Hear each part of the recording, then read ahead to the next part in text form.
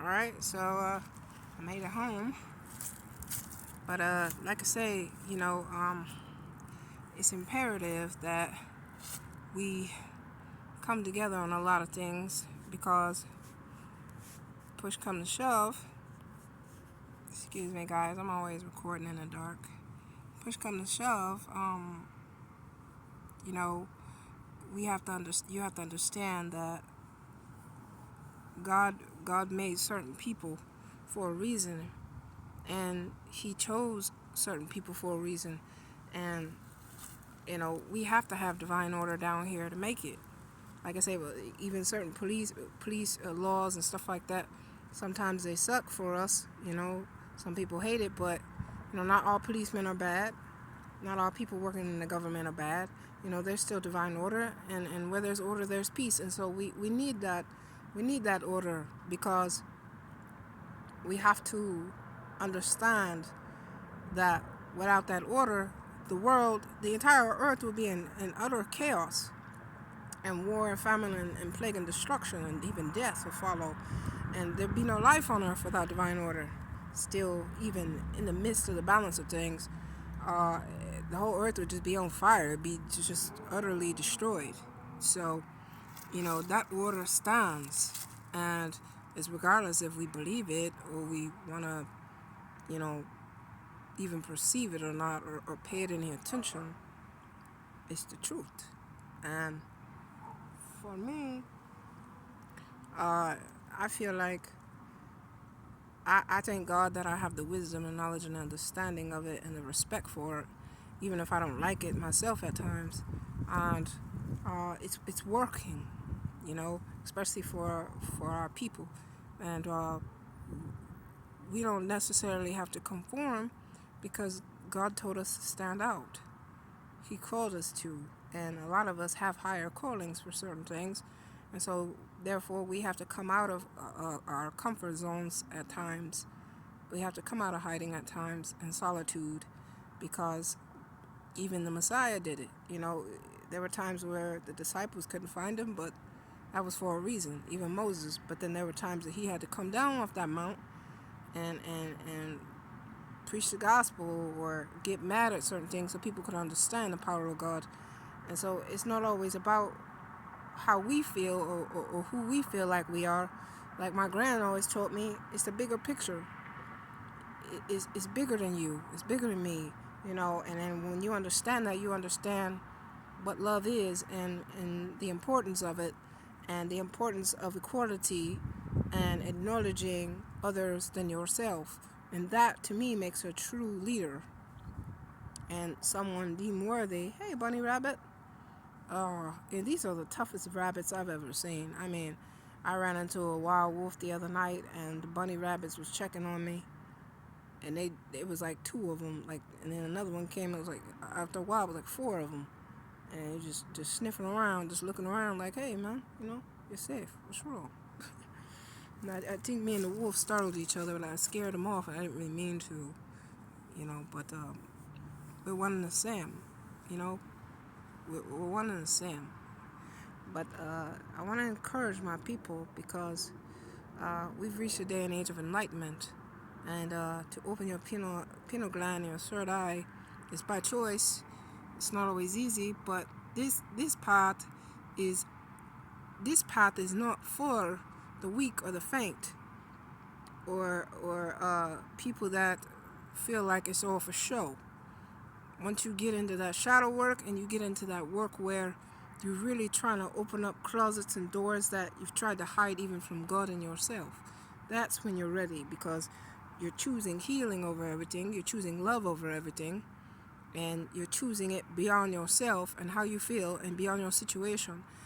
I told my aunt, I said, man, I'm in a good place right now for God to bless me and open doors. I'm in a good place for Him to manifest things for me that I've been praying for, even for years. I'm in a good place to choose healing and enlightenment. I'm in a great place to stay humble. I'm in a great place to see the manifestation of God's miracles because I choose. And I want to. And I feel like it's a good time. Excuse me, that's my neighbor. And this bunny rabbit's getting closer and closer, and he's so cute. You guys want to see him? Want to say hi, bunny rabbit? Want to say hi? Say hi. Want to say hi? Is he shy? Can I move it close? Can you see him? You probably can't see him. He's right in front of me. Anyway, so I love you guys, man. I can't say it enough. I don't really preach too much. I only talk when I feel led to talk, because sometimes silence speaks louder than words, and it's in our actions that we show people our light at times, and you never know who's watching you, and so sometimes you really don't have to say anything at all. You just move around, just make moves, silent, quiet moves, but you move, and people see it, and they know.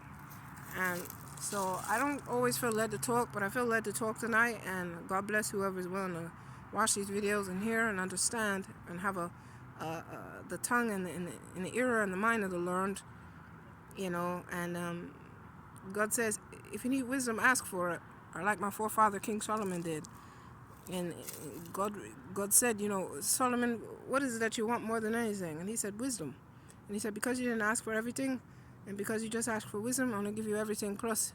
And so sometimes when we don't come greedy before God, he gives us more than we could ever fathom. And I thank him for that. And I feel like that's where I'm headed, because I'm out here, like I said, and I know what it's like to be left all alone, to die, to have no one to call. I know what it's like to suffer. I know what it's like to have a lot, and I know what it's like to have a little, and I also know what it's like to just be pinching pennies, literally. I know what it's like to be laughed at, talked about, scrutinized, cast aside, but that's why we're peculiar, and we're strange, and we're pretty much the save the best for last people. Save the best for last. And excuse me, I get tired of speaking in English. I'm glad my English is understandable. The more you seek, the more you know, and the more you know, the more you become. And when you become, that's when you're dangerous, but not in a bad way. Dangerous as in it's time to fight this spiritual war and be victorious over it, because that's what our forefathers did, and that's exactly what we're going to do. We're going to be victorious over all of it, because we know that the only way to survive this war is love. The only way to survive it is peace and enlightenment and going within instead of fighting outside yourself. We've had enough war, we've had enough death. We could sit here and talk about the burning times, World War I, II, and III. We could talk about the Great Recession, the Great Depression. We could talk about Gettysburg. We could talk about the Trail of Tears. We could focus on the past and of our pain and everything, all we want. But we can also choose to focus on what God is doing now and what we have the power to do to make that change, like Michael was trying to tell us. People are like, oh, Michael did another one. Oh, he bad. This is a great song. He was a prophet too, in my eyes. He stood for love above all else, above the music, above the noise, above all the fans and all the fame and fortune. He stood for love, and he believed in God. He believed in something greater than himself. And that is why God gave him everything. And he was also a living, breathing king. And it was his divine right to be, not because he was, good looking and fancy, and he's a great dancer and all that, and great artist and entertainer, but he chose love, and he understood the heart and mind of God in ways that a lot of men nowadays need to wake up to, because we need our kings. We need our queens, but we need our kings too. And I believe when it comes to the divine masculine and divine feminine, we are one. We're supposed to be, and we're supposed to coexist with animals and Mother Nature alike, as well as each other. And even at best, in my eyes, you can still have peace with even your enemies, or some type of mutual understanding of that factor when it comes to play. When you talk about our ancestry, when we were making deals and signing peace treaties and all that kind of stuff. Some of us should have never signed it, but some of us didn't even have a choice, because either way there was war. I mean, even when we signed, they still killed us, right? So it's sad, I know. And we reflect on it because we remember how strong we are and how we overcame those times. But now these are different times. We got to speak up and speak out. We got to fight. And it doesn't always mean bear arms. There's other ways for us to fight, and you know what I'm talking about. And so we need each other now more than ever. You know where to find me. I got my Instagram, Hannah Foreman 11. Watson Hannah 477. That's my old Instagram, but you can check me out on there too. I've got some stuff posted on there about the plague and how children are suffering from a lot of stupidity that adults do every day as well. I include myself. I'm not perfect. I'm still learning, but there's pictures in there that are really gruesome, and I hate to even see it, but we've gotta look at it because we've got to find a way to wake up. And when you have that compassion for children, you're really, really looking at the heart of God, because God loves children above all, and that's what I believe. Those of you who are following me and you believe in love and equality and you believe in that cause, thank you, and God bless you, and God be with you in all your ways, and may He not only protect you but increase you on every side. And may we just continue to find each other and hold on to each other and hold on to the light, because there is light even in the darkest places, and no darkness can snuff out that light. And remember, when nightfall comes, there's always day that follows. There's always a sun. And I saw a rainbow today. So it was tiny, but I saw it, and I said, God, that's your promise. And nobody can keep you from the love of God. Nobody. Nothing. And so be encouraged. If anything else you don't remember me saying, remember that. And if you hold on to God, that's all you need. Like, I'm looking at my last can of beans here. But is it really my last? It's not. When you speak of something being your last, it's not. Because God is everything. Like, I was literally sitting at a restaurant earlier today, and I didn't feel like, doing my regular round. So I said, you know what, God, I'm just going to sit here, enjoy the sunlight for a moment, and I'm going to get up and go. And the manager came out, and I didn't know. He was actually the owner of the restaurant. He was bragging about it, and he asked me to leave if I wasn't eating anything. And he said, I want to see if you're lying to me or not. And I said, in my mind, I'm like, it doesn't matter if I'm lying or not. You should be a gentleman, because I'm a lady. I'm not disturbing you or your establishment. I'm using an ashtray, and I don't look trashy or bummy. I smell good. I'm cleaned up. No one's out here. I'm the only one out here. Like, I'm thinking in my mind, I'm adding up all these positive things that he could look at to be a gentleman and actually just let me sit there and finish what I was doing, just relaxing. And I said, well, how are you? Happy holidays to you. And he said, happy holidays to you too. I said, thank you. I appreciate that. He's like, I don't have time for this. You're going to leave, or I'm just going to have to call the local authorities. I said, I didn't feel like arguing with him, so I just said, you know what? I can do what I want. I can go to Chick-fil-A and sit down. I can go to Kava Kava and sit down. I can go to Mill Life Diamonds and sit down behind the, I can go wherever I want.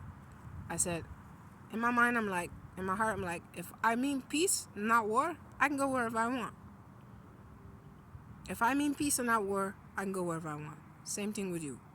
If you're not causing a disturbance or damaging any property or being disrespectful or anything, you can go wherever you want.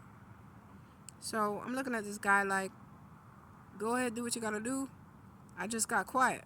And so he was just on the phone with the cops, like, and I said, make sure you say Catwoman. And he said, she goes by Catwoman. I'm like, there you go, good job. And then there's a gentleman that came out of nowhere, gave me a hug, like he knew me, and I let him, because his energy was off top. And he was just like, hey, you all right? I'm like, yeah, man, I'm all right. You all right? He's like, yeah. He said, happy holidays. I said, happy holidays, and God bless you too, my brother.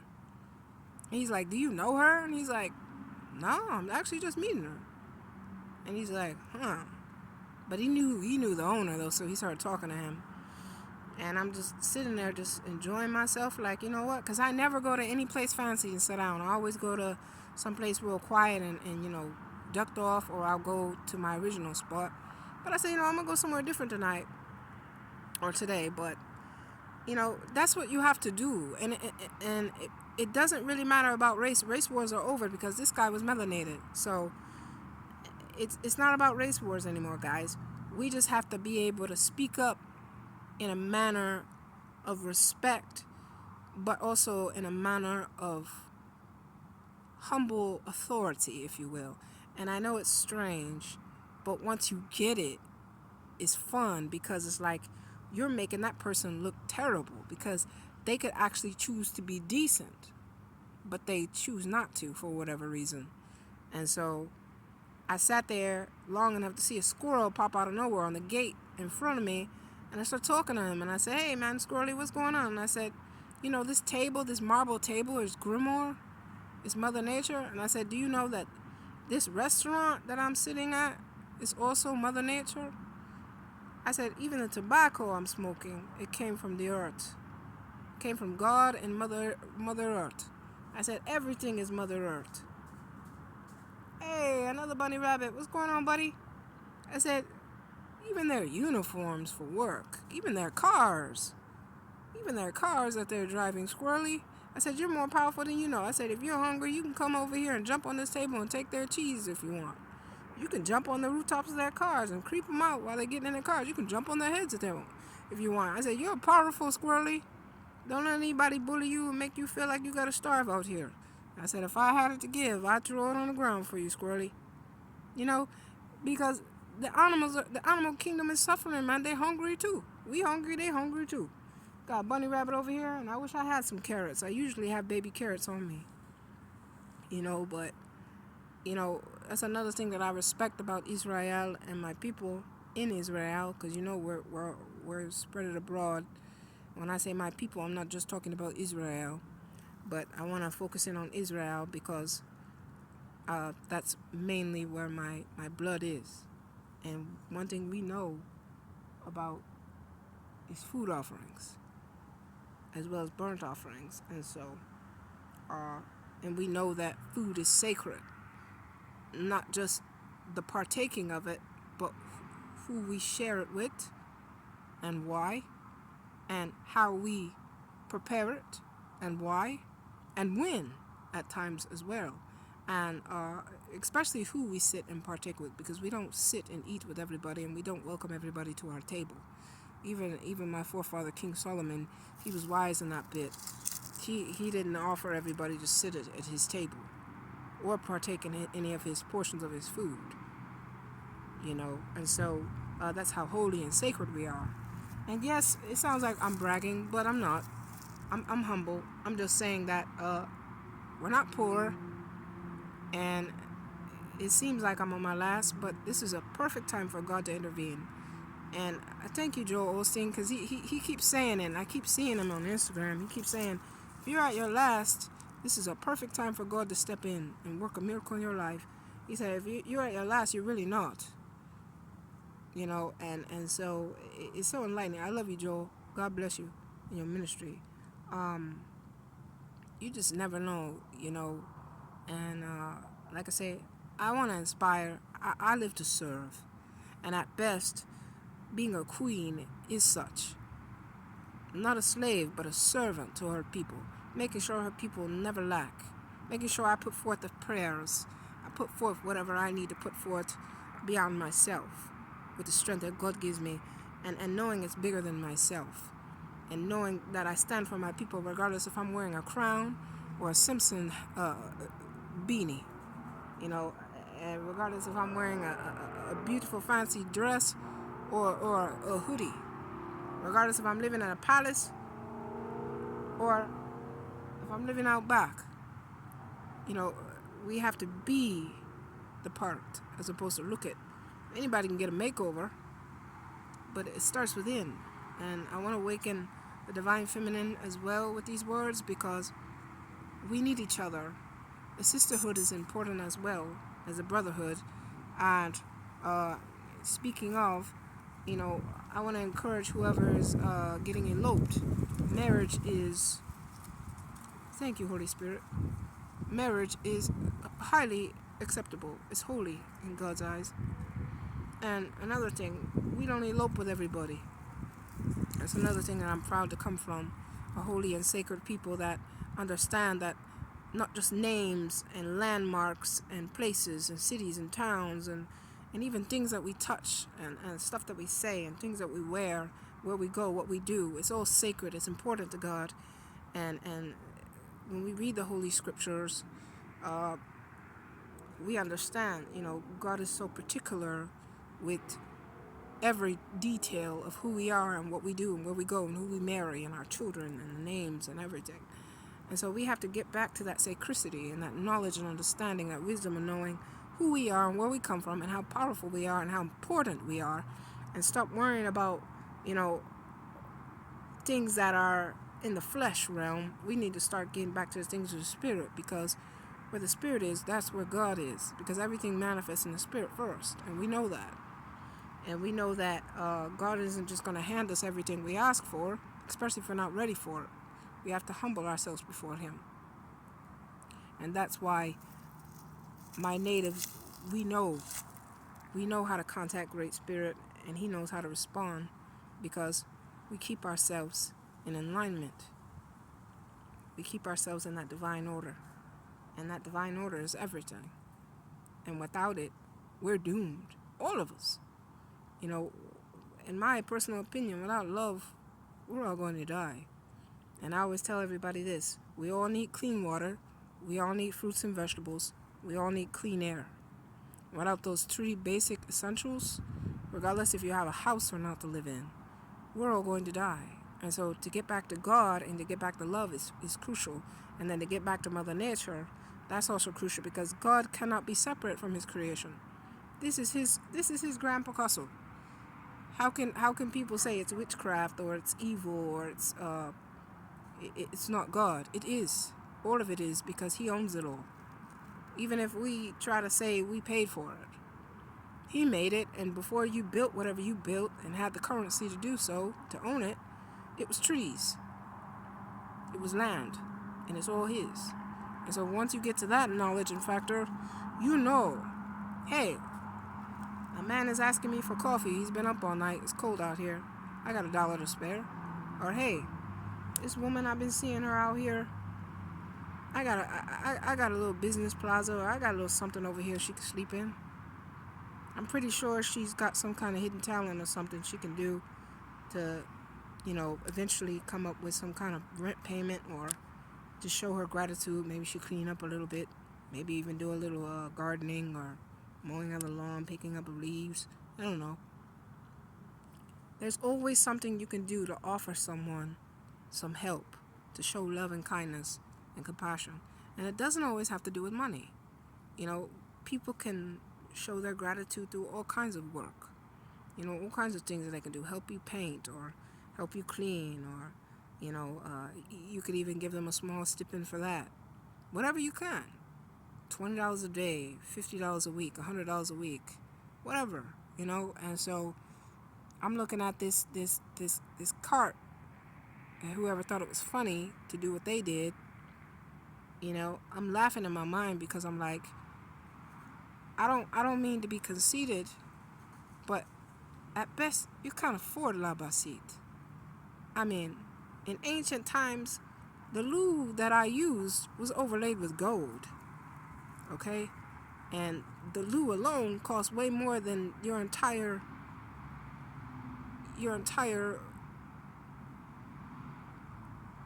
life savings. Your entire workload until you retire could never pay for just the loo alone that I usually go on. It's overlaid with gold. Just that. We're not even going to talk about the palace or the sacred holy temple. None of that.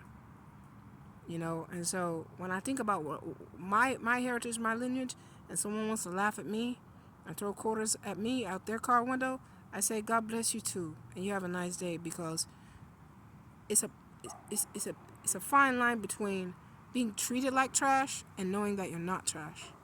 I love you. Stay tuned, because I'm going to keep on lifting you up out of that pit until you realize that I love you. And most importantly, God loves you too, and you're not alone. Respect.